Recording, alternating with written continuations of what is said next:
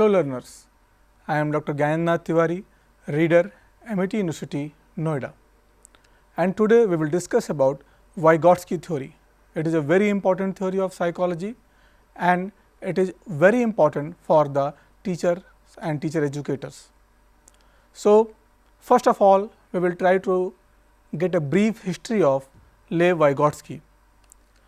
Lev Vygotsky was a Russian psychologist and he was born on November 1896 in Orsa, a city in the western region of Russian Empire. He attended Moscow State University, where he graduated with a degree in law in 1917. His formal work in psychology did not begin until 1924, when he attended the Institute of Psychology in Moscow and began collaborating with Alexei Leontief and Alexander Luria.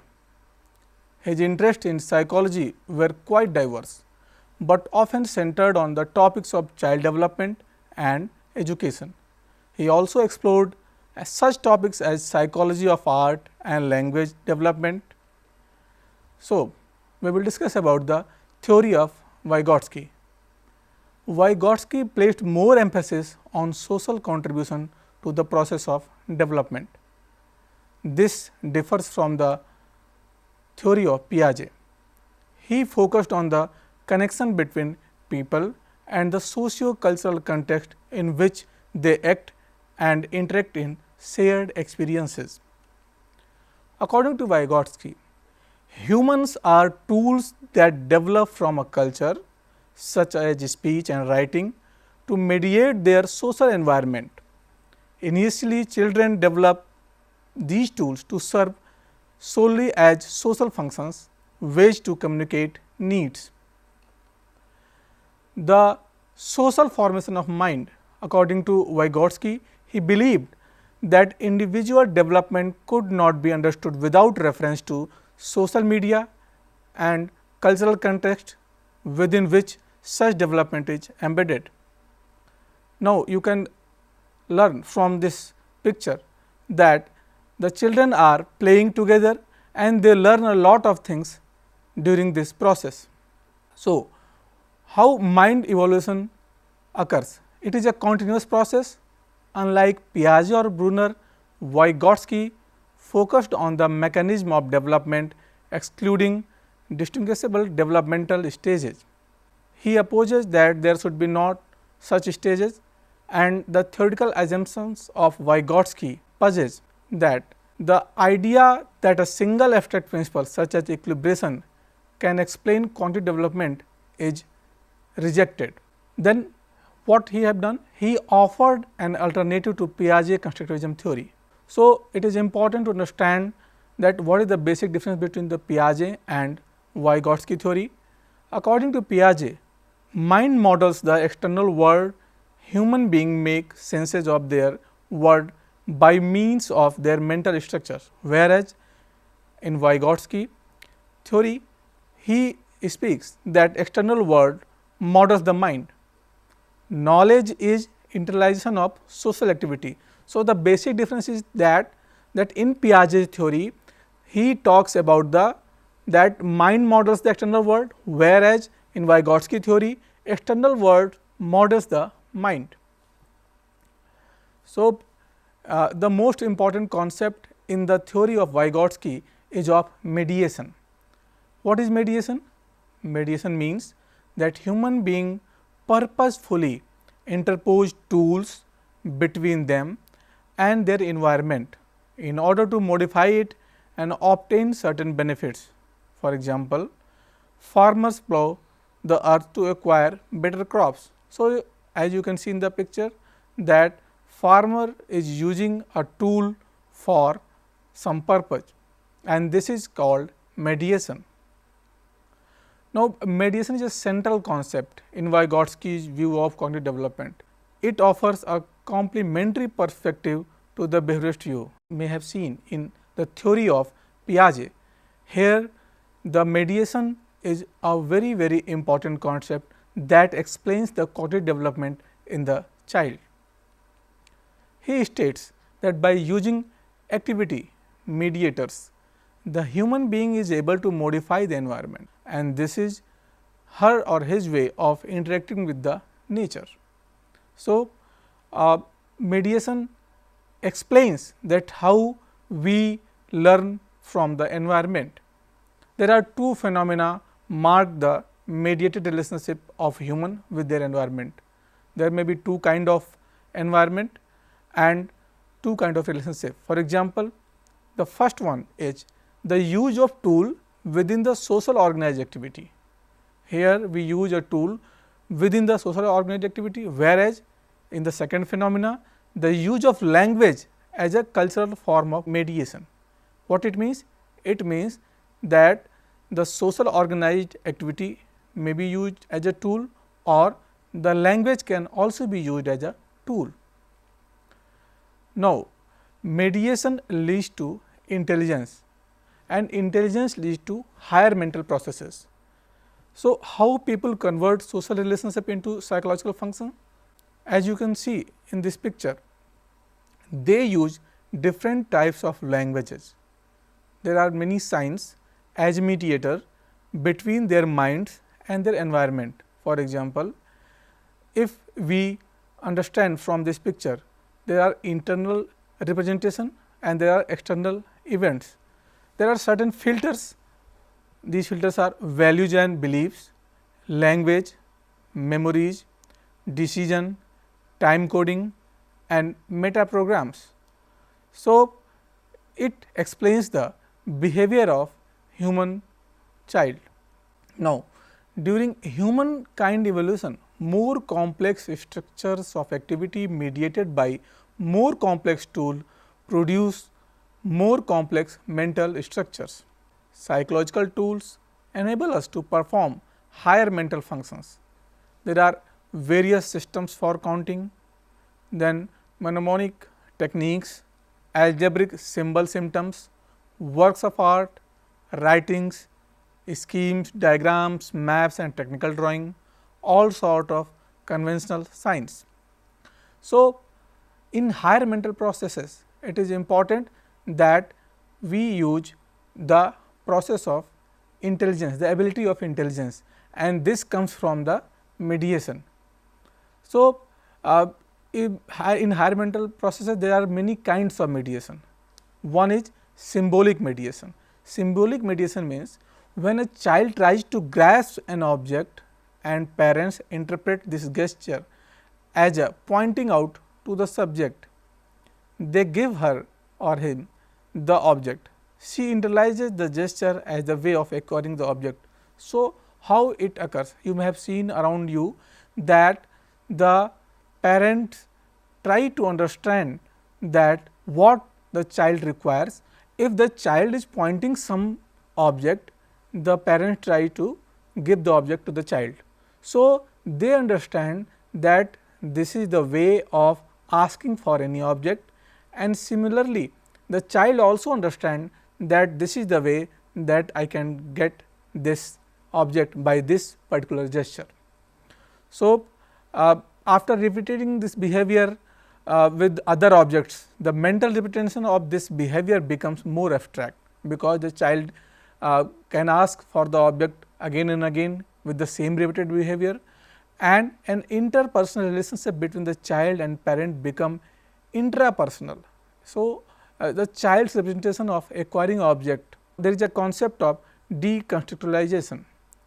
The use of abstract language is the most important, because and the sign is mediated behavior that occurs during cognitive development.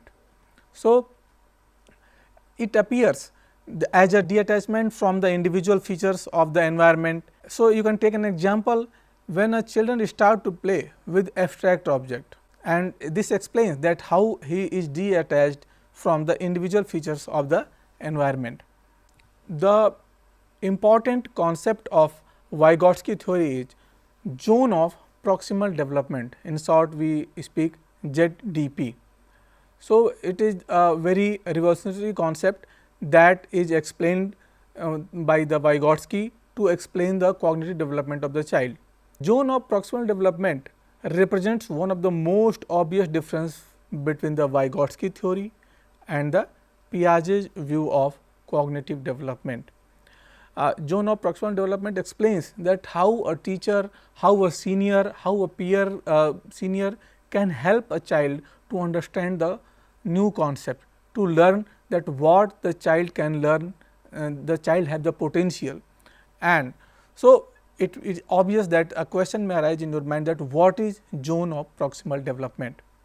Now, you can understand by this picture that there is a inner circle, then there is a outer circle, and the inner circle is the child's current achievement, whereas the outer circle represents zone of proximal development, and outside the circle there is a beyond reach as present. So, this is the potential, the beyond reach as present is the potential of the child that can be achieved, and the green circle explains that what the child has achieved, but there is a difference between these two, and this difference from the child achieved and the potential he has is the zone of proximal development, and here the role of teacher appears.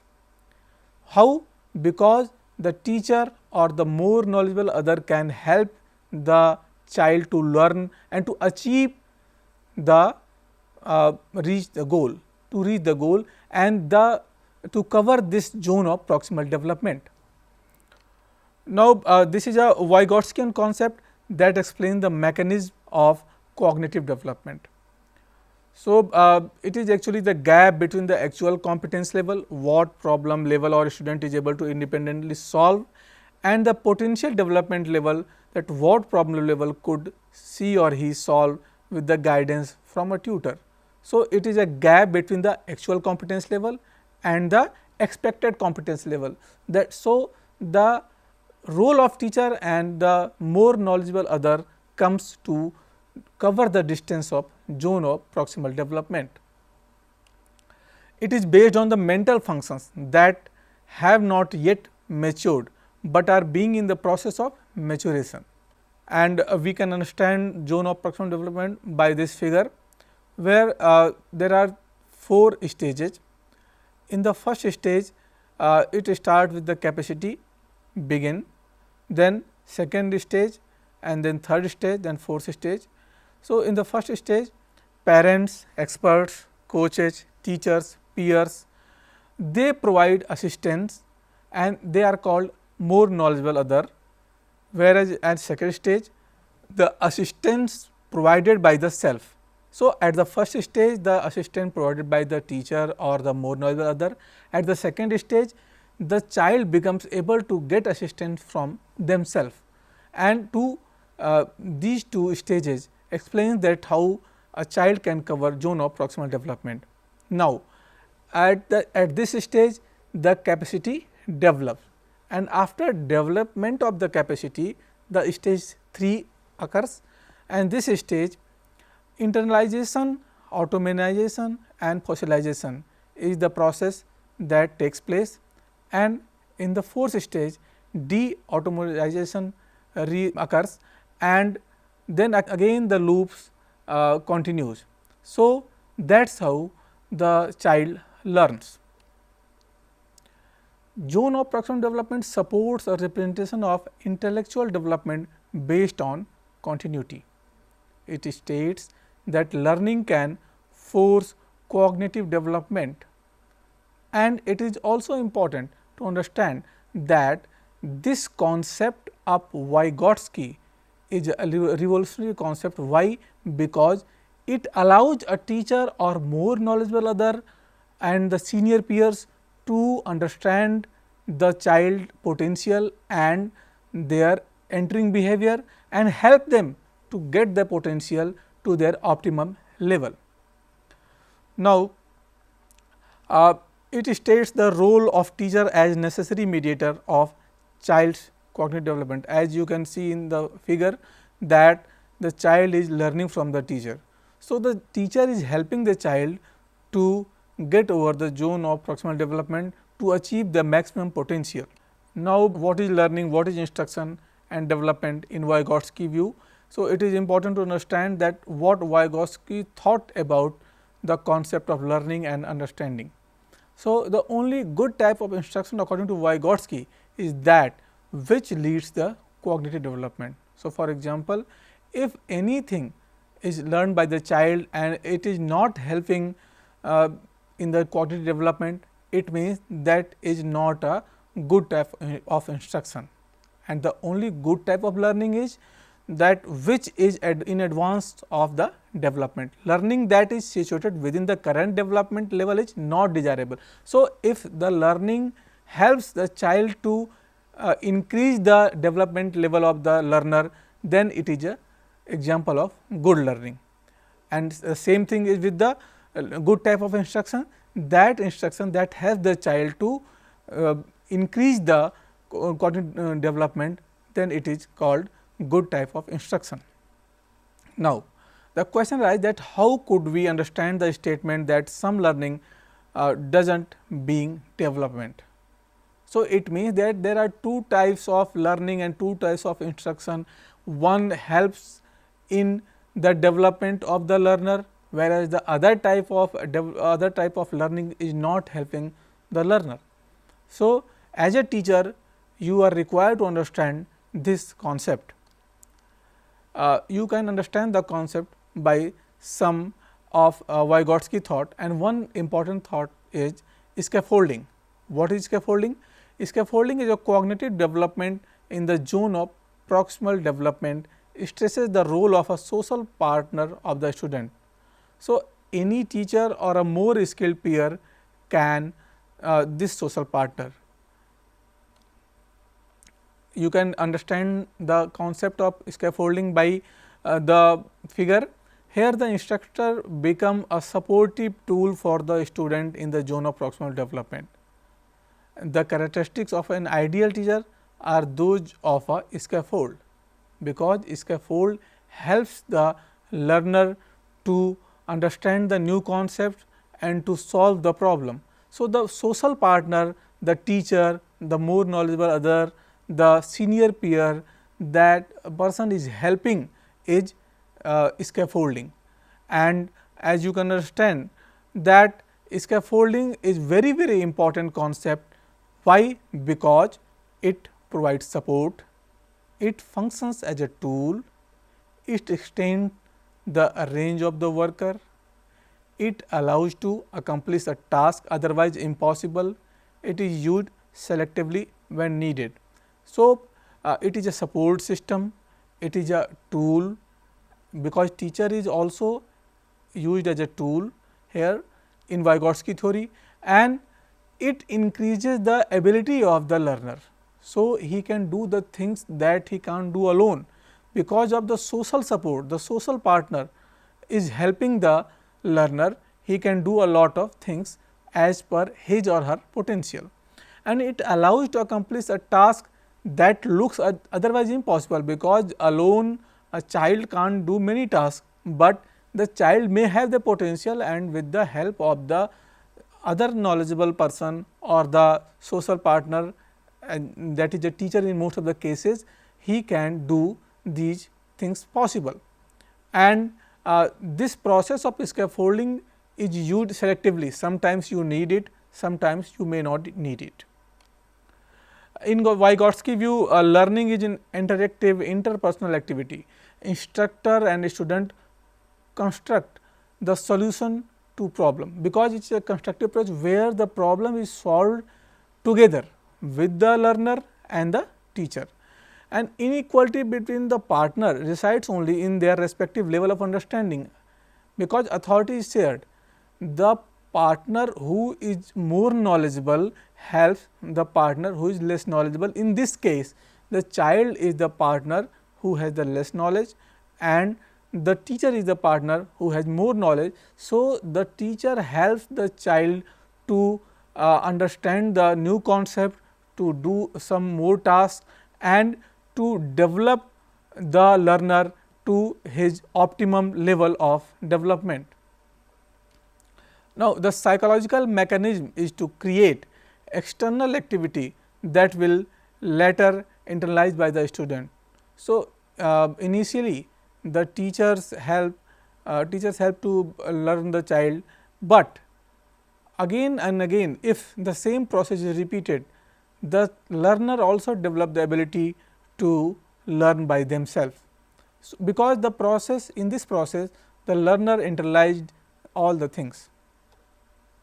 So, we can take an example of Paulsenker reciprocal learning. It is an instructional strategy for improving reading comprehension, and it is based on the Vygotsky theory. And in this theory, intersubjectivity comes together with scaffolding. Now, we have learned a lot about all the things, like there are many concepts, and social concept of social interaction, concept of more knowledgeable other, concept of zone of proximal development. So, we will try to summarize the theory. Now, we are in position to understand the theory, and there are three major themes followed in the theory, and these are social interaction, the more knowledgeable other, and the zone of proximal development, as we have already discussed that.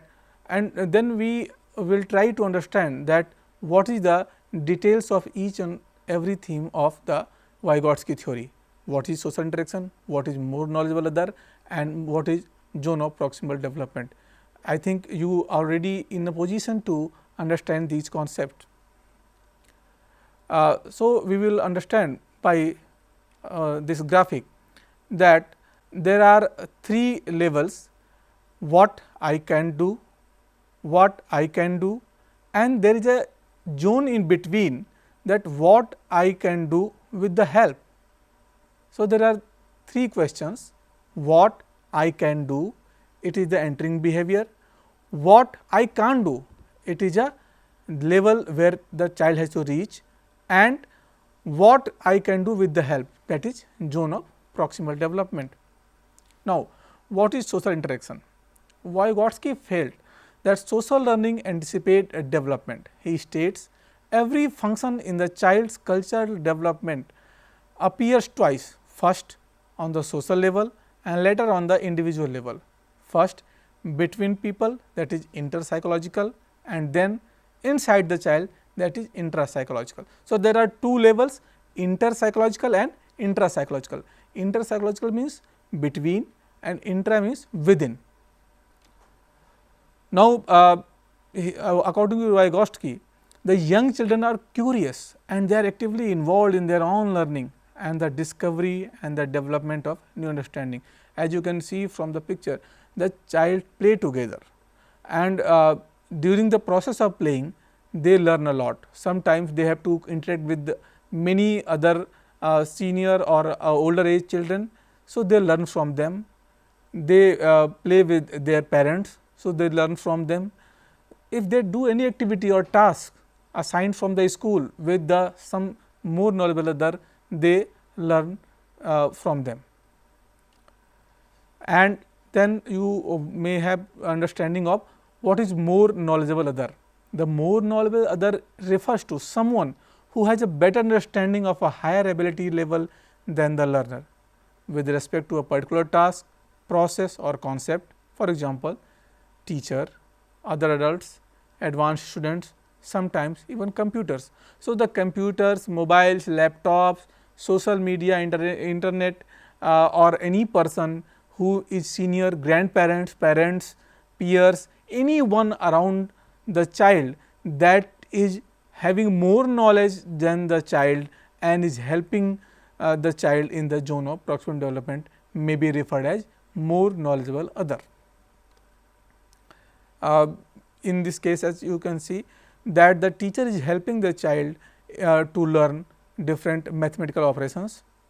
Many times a child peers or an adult children may be the individual with more knowledge or experience. For example, who would know more about the latest teen music group, how to be the newest Black Ops game, or what is the latest dance move, or child or their parents.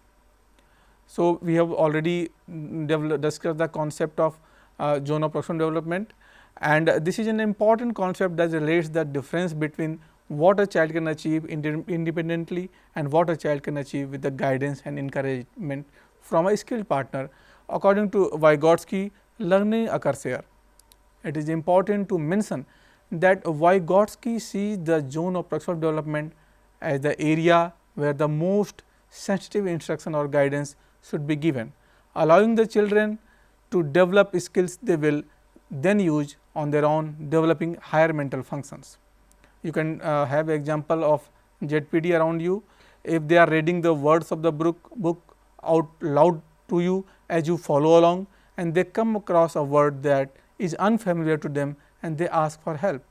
Instead of directly telling them the word, show them pictures to ask them question about what they just read.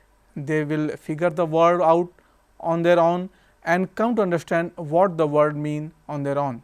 They will later learn to do it themselves first before they are asking for help. The theory of Vygotsky differ a lot from the theory of Piaget, because Vygotsky places more emphasis on culture affecting shaping cognitive development, whereas the Piaget theory has certain stages of development. Vygotsky places considerably more emphasis on social factors, whereas Piaget is criticized for underestimating this thing. Vygotsky places more emphasis on the role of language in cognitive development. Again, the Piaget is criticized for lack of emphasis on this. So, how teachers can use this theory? This theory is very useful for teachers, because they can give online projects, they can use videos and interactive worksheets. Even with the technology and without technology, they can do the same thing. Students can also use technology like internet, library database, and they can chat, they can have chat rooms. A student will be able to use endless amount of resources, and this is also based on the theory of zone of proximal development. And the classrooms also can follow the theory of Vygotsky, where they provide groups for peer interaction. The environment of the classroom, the design of material can be framed according to the Vygotsky theory, and they can lead a classroom community. And there is a practical application of Vygotsky theory. The teacher can give them assignment, the teacher can give them group projects, and the teacher can give them the knowledge of trusted website, where the learner can learn from the internet also. So, this is all about the Vygotsky theory. I am sure that you will be able to understand the different concepts of the Vygotsky theory, and today we have learned about the major concepts of Vygotsky theory, like the zone of proximal development, the more knowledgeable adult, and the social interaction.